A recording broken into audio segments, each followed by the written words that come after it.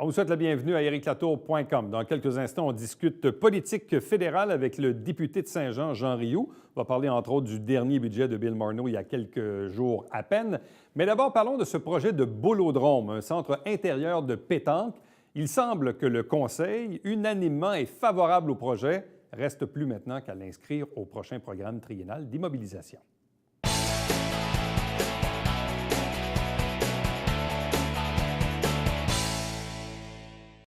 Si vous suivez un peu l'actualité municipale, vous avez peut-être vu il y a quelques semaines ce projet qui est revenu à l'avant-plan, un projet de bolodrome pour la ville de Saint-Jean-sur-Richelieu.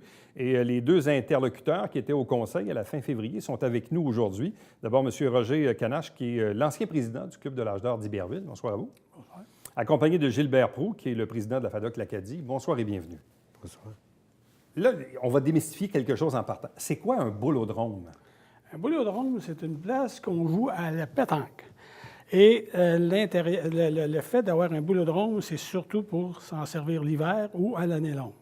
Fait que vous avez un bolodrome qui va contenir probablement 10, 12, 15 places pour jouer. Et ça va être à l'intérieur, chauffé. Et on peut s'en servir à l'année longue. C'est ça l'effet de jouer dans un bolodrome. Bon. C'est pas d'hier qu'on parle de ce projet-là. Non, c'est depuis, à ma connaissance à moi, c'est depuis 2012 ou 2010 environ, à l'époque du maire Delbecq, ensuite du maire Fecteau. Ça a été demandé beaucoup par différentes personnes qui jouent à la pétanque l'été, à l'extérieur. Est-ce que quelqu'un pourrait s'occuper de demander ça? Puis finalement, là, on a accepté de pousser le projet un petit peu plus loin suite au nombre grandissant des demandes. Et on a regardé un peu partout. On s'est rendu compte qu'à travers le Québec, il y a 34 villes qui ont des bolodromes. Et non seulement ça, ce qui nous a surpris, en tout cas moi, dans mes recherches, c'est que l'an passé, en 2018, c'est quand même pas il y a si longtemps, la petite ville de Desbiens, au Lac-Saint-Jean, 1200 habitants, c'est là qu'a eu lieu les internationaux, oui, de la pétanque. Après Dakar et Monaco, ça s'est tenu à Desbiens, 1000 habitants, 1200 habitants. Ça a attiré plus de 4000, 4500 visiteurs de tous les coins du monde. Quand même. Donc, je pense que... Donc, dans le fond, le message que vous passez, c'est que si une ville de 1200 habitants est capable d'avoir un bolodrome, une ville comme Saint-Jean, à pas loin de 100 000 de population, devrait en avoir un. Effectivement. Puis là, si vous dites qu'il y en a 34 au Québec qui en ont, je ne sais pas c'est quoi la proportion des villes, mais dans des villes je ne sais pas, entre 60 ou 150 000 de population... Il y en a 6 villes sur les 34 qui ont au-delà de 100 000 habitants. Tout le reste, c'est en deçà de 100 000. OK. Donc, on est dû. On est dû, puis on est prêt pour le faire aussi, parce que si on regarde les joueurs de pétanque de la ville ici, l'avantage qu'on aurait avec un bolodrome, c'est pas que la population de la Saint-Jean, ça, c'est la population toute environnante. C'est sûr et certain que lorsque vous allez avoir un bolodrome à Saint-Jean, le monde n'aura pas besoin d'aller soit à Longueuil, soit à Granby ou whatever, puis ils vont rester ici. Ils vont venir ici et ils vont s'approcher. Ça va amener du monde à Saint-Jean et ça va amener aussi de la clientèle dans les restaurants pour même les hôtels, si on fait quelque chose d'intéressant. Bon. La FADOC compte 9000 membres à Saint-Jean-sur-Richelieu. C'est du monde. Et même quand on regarde les statistiques les plus récentes, qui datent de 2016, où on dit qu'à Saint-Jean-sur-Richelieu, sur 96 000 de population, on compte 38 000 personnes qui ont 50 ans et plus. Donc, visiblement, il y a un bassin de population et donc un bassin de joueurs potentiels. Autre statistique que je trouvais aussi intéressante dans le texte de Gilles Bérubé du Canada français il y a quelques semaines, où on disait que dans la région, ici, on compte à peu près 75 allées de pétanque dans 12 parcs de la ville. Mais évidemment, c'est en plein air. Oui. Donc, l'hiver, on fait quoi quand on veut jouer à la pétanque? À Saint-Jean, c'est pas possible? Oui. Bien, à l'intérieur. Oui, à l'intérieur, mais c'est sur des tapis. Sur des tapis, c'est pas un vrai. C'est pas pareil. Un vrai jeu de pétanque, là, c'est pour avoir un Longueuil, non un, c'est un petit. Granby aussi en a un. Après ça, là, dans le coin, il n'y a pas grand-chose. Il faut aller à Terrebonne, il faut aller dans ces coins-là. Et là, vous dites que l'hiver, vous jouez sur des tapis? À l'intérieur, oui, dans le moment, oui, c'est ce qu'il faut. OK, mais ça doit rouler pas mal. J'imagine que la boule ne doit pas s'arrêter trop. Non, c'est des tapis un peu comme tapis gazon, par exemple, de 6 pieds de large, 40 pieds de long. Un peu comme les Ouais. dimensions d'un Pas vrai l'idéal, terrain. c'est ça. Mais c'est pas l'idéal. Mais il demeure quand même qu'à Saint-Jean, il y a 5 clubs FADOC. On ne parle que des Ouais. clubs FADOC, il y a d'autres clubs d'aînés, là. Ouais. Mais en ont tous 1, 2, 3 ou 4 même. Je pense qu'à Iberville, il y en a 3 ou 4. Et une infrastructure comme ça, est-ce que ça peut avoir d'autres vocations que juste la pétanque? Autrement dit, souvent les villes aiment bien aujourd'hui avoir des infrastructures multidisciplinaires. Autrement dit, est-ce qu'on peut avoir de la pétanque puis on peut avoir d'autres choses en même temps? C'est-tu possible ou pas? Oui, c'est possible. Tout est possible. On peut jouer à Iberville, dans le moment présent, là, on a 12 ou 15 allées de fer, des Ouais. fers à cheval. Ça, c'est un jeu qui est à peu près la même dimension qu'un jeu de pétanque, même un petit peu plus petit. Et vous avez aussi le tir à l'arc. On peut tirer sur jouer le même puis tirer sur l'autre côté. C'est pas un problème, mais c'est du monde qui pourrait utiliser encore avec nous en même temps, là. On pourrait avoir 3 organismes qui feraient les activités dedans. Bon, à l'occasion de la dernière assemblée de février, vous étiez là tous les deux, le maire Laplante dit, en principe, ça ne devrait pas être un gros enjeu parce que nos partis politiques respectifs, autant le sien que ceux de l'ancienne équipe Fecteau, ont dit en campagne électorale qu'ils étaient favorables. Donc, si tout le monde est favorable, pourquoi ça ne se fait pas?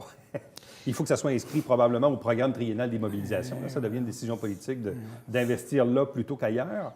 C'est ça, dans le fond. Cette semaine, en fait, hier, pour être juste, on a rencontré au service des loisirs, au bureau du service des loisirs, les gens de la ville, les responsables du service des loisirs, et on avait invité toute la députation locale. M. Rioux était là, M. Lemieux, Claire Sanson et tout ça. Puis il y avait d'autres gens aussi auprès de nous pour partager notre projet. Et puis, ce qu'on nous a suggéré, c'est justement, suite à l'unanimité en faveur par le conseil municipal, il faut...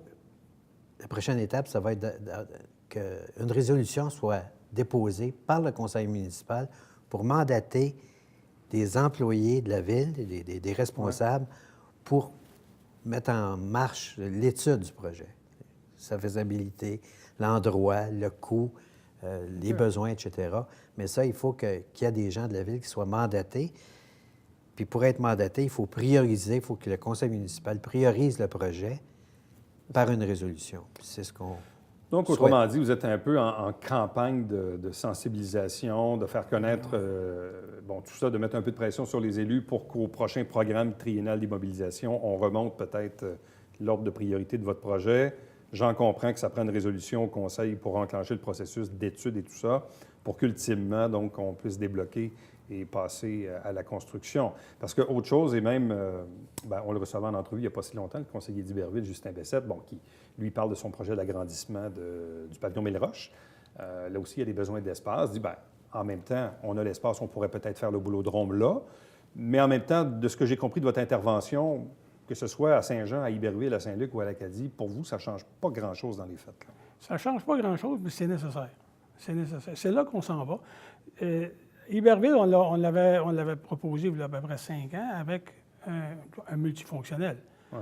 Mais si c'est trop onéreux, ils n'iront pas là-dedans. Fait que nous, d'abord, on aura le boulodrome qu'on veut. 12, 15, 18 allées, ils feront ce qu'ils voudront. Disons à Saint-Gérard. Saint-Gérard, vous avez 22 terrains. Fait qu'on pourrait faire quelque chose de très bien à Saint-Gérard. On pourrait faire la même affaire à Iberville. On a déjà 8, 10, 12 terrains qu'on est possible d'avoir à Iberville. Par contre, c'est la construction du Mille-Roches qui serait probablement très onéreuse. OK. Et c'est une des embûches qu'on a réussi à contourner. Dans le passé, on a dit que ça faisait 12 ans au-dessus qu'on en parlait. Mais si on prend simplement les clubs FADOC, dans la ville de Saint-Jean, il y en avait 5. Puis la ville de Saint-Jean a plein d'enfants de villes fusionnées depuis 2001. Et puis, c'est toujours le discours de dire on va dans quelle ville, dans quelle ville. Et puis, à cause de cette excuse-là, on ne bougeait pas. Ouais. Là, on a réussi, on s'est présenté au conseil municipal, les 5 clubs FADOC en même temps. On a parlé d'une seule voix. Les 5 clubs, au nom de tout le monde, on a dit vous le faites où vous voulez, comme vous le voulez, on en veut simplement un. Ouais. Et à ce moment-là, on vient de jeter à terre plein Mais ça, c'est sûr, d'obstacles. C'est sûr que politiquement, On peut toujours dire, bien, écoutez, si vous ne vous entendez pas, bien, écoutez, vous C'est ça. reviendrez nous voir une fois que vous allez vous entendre. Là, c'est sûr que si les 5 clubs FADOC parlent d'une même voix, c'est un message assez fort Effectivement. pour nos amis du conseil municipal. Là. C'est-à-dire, là, ils sont d'accord, autrement dit, peu importe où vous allez le mettre, c'est à vous de décider, mais on en veut un. On en veut, c'est tout. Bon. Est-ce qu'on sait à peu près... bon, je comprends qu'il va y avoir éventuellement des études, mais là, vous dites, bon, 8, 10, 12 allées. C'est combien grand? C'est quoi l'espace qu'on a de besoin pour un boulodrome? C'est entre 50 et 60 pieds de large par le nombre d'allées, c'est 8 pieds par allée. Ça veut dire que si on met 10 allées, c'est 80 pieds. Si on en met 12, c'est 100 pieds. Ouais. OK, ça peut être un bâtiment d'à peu près 50 par 100, Et voilà, à peu près. Ça n'a pas besoin d'être très haut nécessairement. une quinzaine de pieds. Une quinzaine de pieds, ce qui n'est pas si haut que ça. Quinzaine de pieds. Bon, c'est des murs, c'est de l'infrastructure, mais c'est quoi? En réalité, ce qu'on a de besoin, là, c'est 4 murs, un toit, du chauffage là-dedans, puis du fignolage. Mais le fignolage, on peut aller chercher ailleurs après. C'est 5 000 pieds carrés pour l'édifice, mais il faut calculer à peu près 12 000 pieds carrés pour le stationnement. Ouais. Évidemment. C'est ça.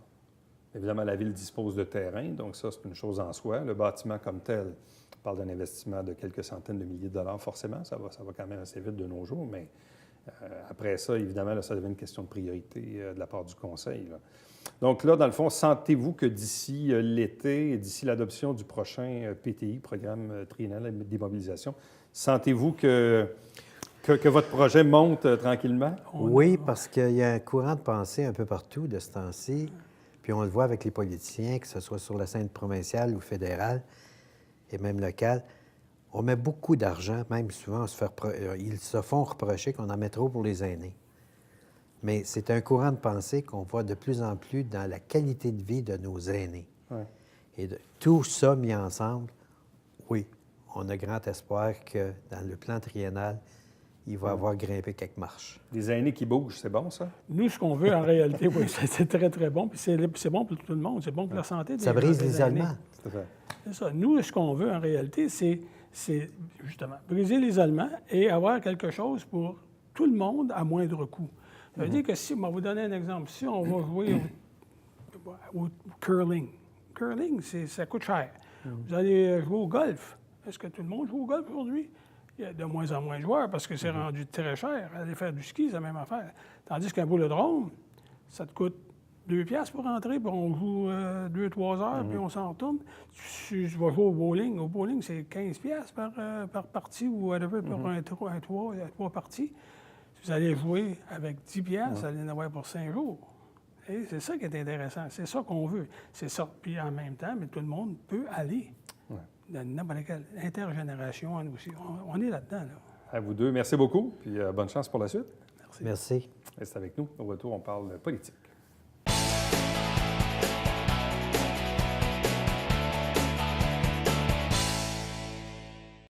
Mesdames et messieurs, bonjour et bienvenue à la Justice entre nous. Mon nom est Serge.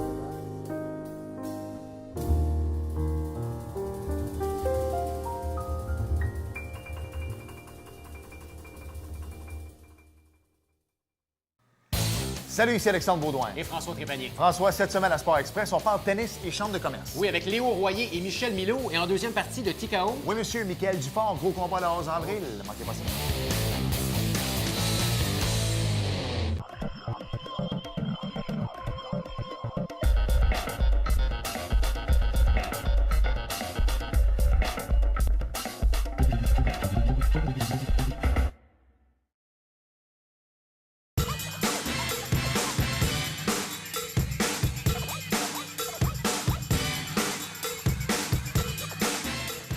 Dimanche, 9h30, Télé Bingo, on vous attend.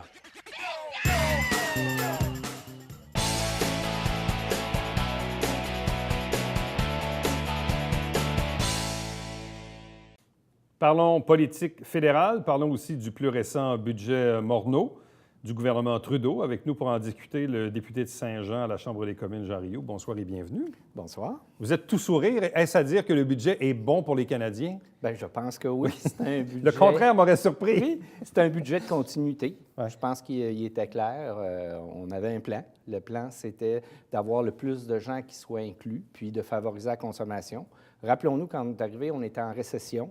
Et nos prédécesseurs avaient fait une dette de 160 milliards de dollars. Ils avaient réussi à créer une récession.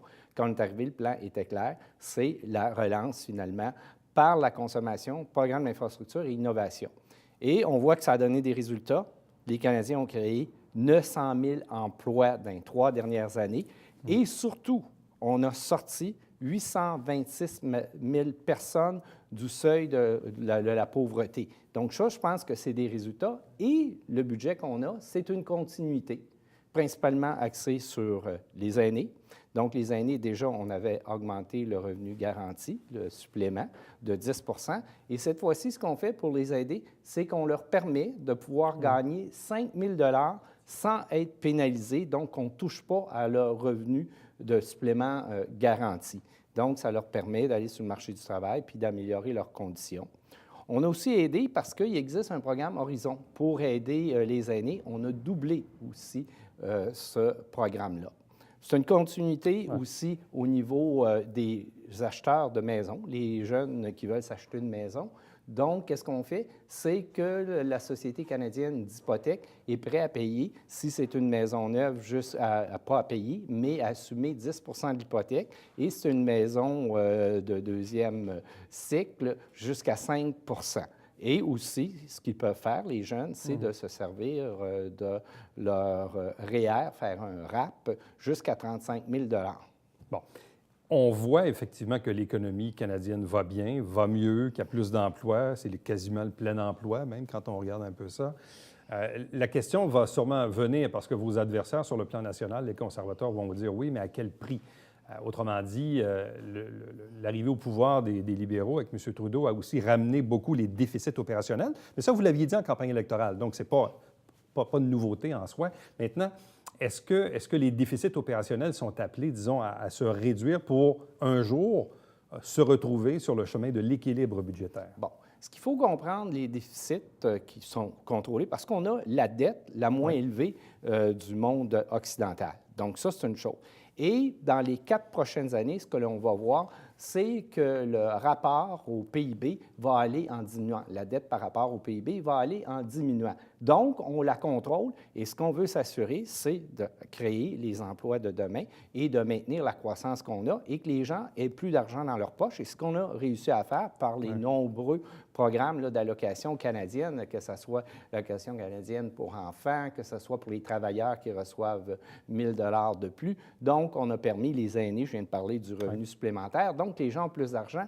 Et le programme d'infrastructure, et surtout que le programme d'infrastructure de 180 milliards de dollars a eu jusqu'ici peu d'effets parce qu'il a fallu signer avec les provinces et ainsi de suite. Ils ne sont pas démarrés.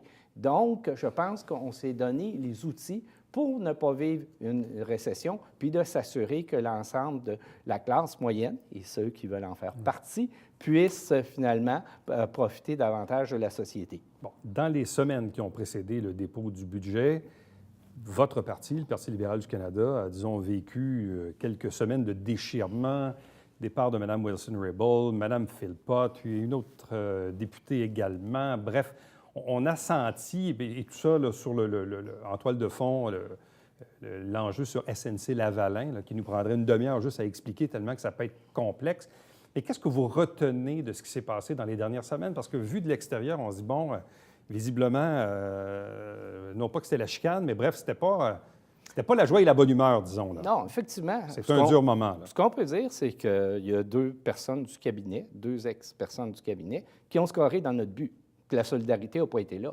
Parce que si on fait une histoire courte, il y a une loi qui a été passée au mois de septembre pour s'assurer des accords de réparation. C'est une loi là, qui existe dans les pays là, occidentaux. Et qu'est-ce qu'elle fait, cette loi-là? Elle dit, ce qu'on veut faire, c'est de s'assurer que les travailleurs, parce qu'on parle de SNC-Lavalin, 4e plus grande firme d'ingénieurs au monde, 52 000 employés, à peu près 3 000 à Montréal et 7 000 dans le reste du Canada. On dit, ces gens-là, on va sauver leur emploi et on va sauver aussi, pour les retraités, d'assurer leurs fonds.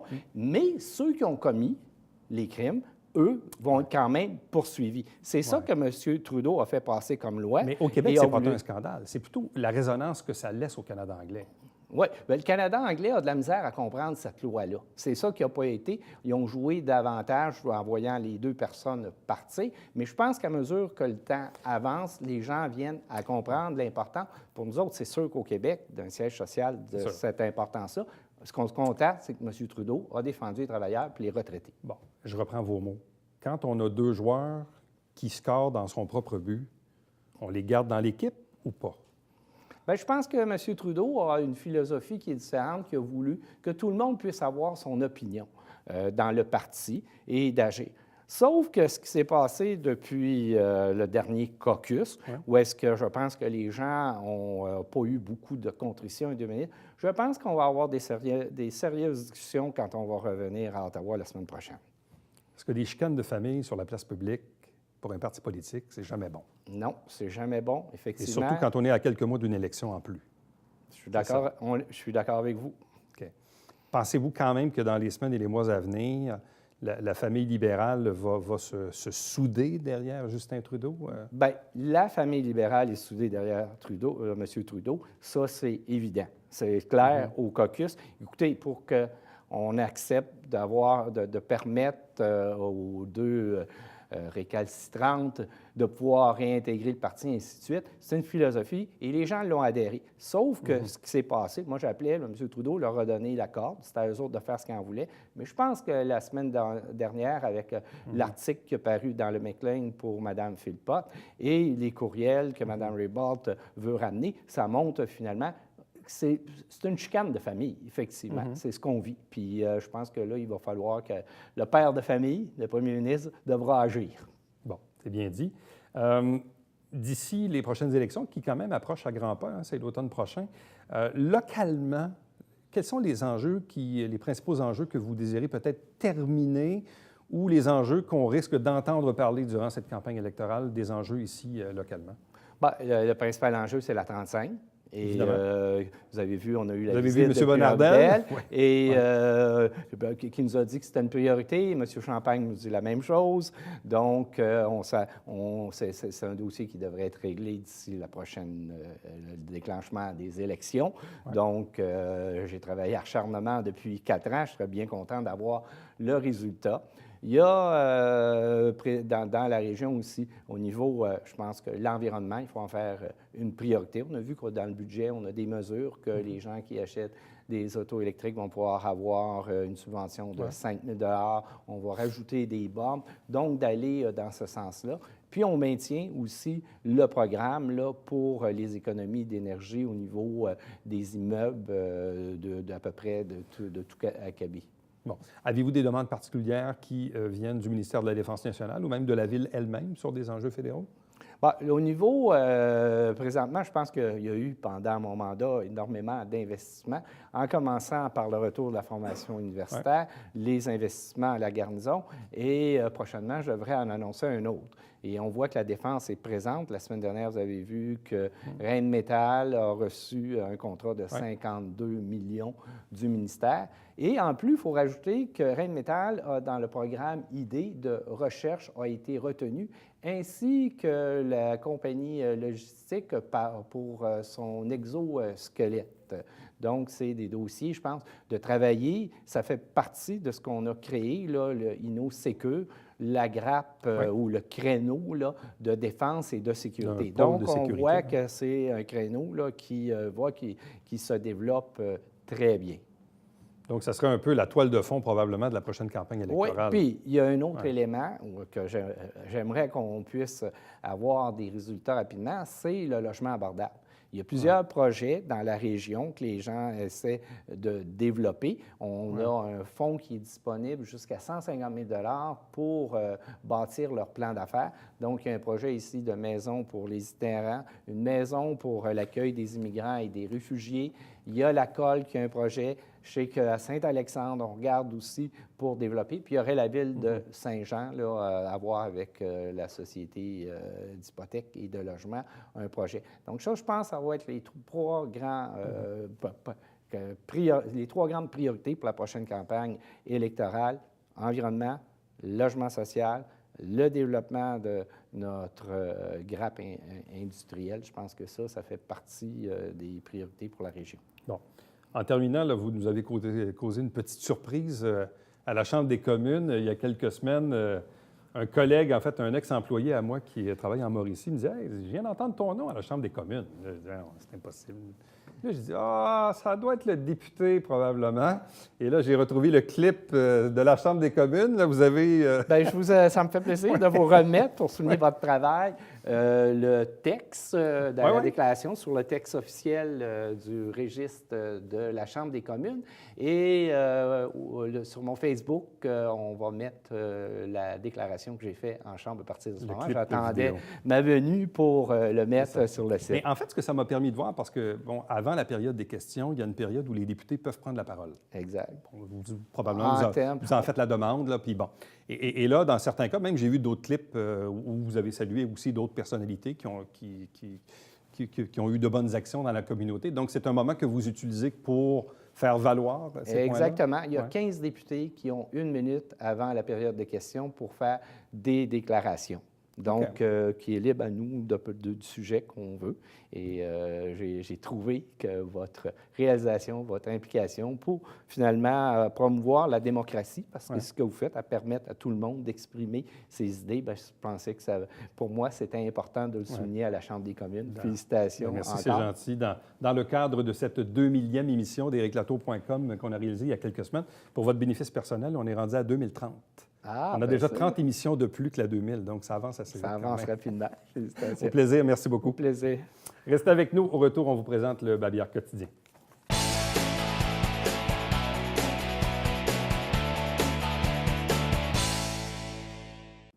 Le musée du Haut-Richelieu vous invite le 6 avril. Décor sur céramique. On va aussi entamer les fêtes entourant Pâques. Donc, allez faire un tour. C'est le moment d'aller faire son tour. Entre-temps, n'oubliez pas que le Conseil de Saint-Jean-sur-Richelieu vous est présenté via l'émission du même nom. Et le dimanche matin, 9h30 en direct, c'est toujours le Télébingo avec 4 000 $ en prix et 30 dépositaires dans la région pour acheter vos livrets. À demain. Bye-bye.